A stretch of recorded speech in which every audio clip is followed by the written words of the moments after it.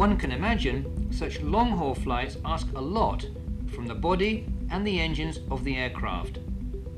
So every 6 years, a complete overhaul of the aircraft needs to be done. This so-called D-check is carried out at the Air France premises in Paris.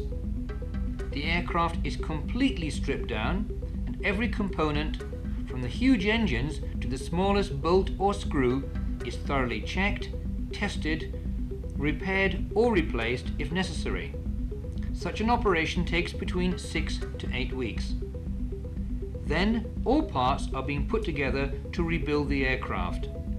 The complete D-check costs about 500 million Belgian francs.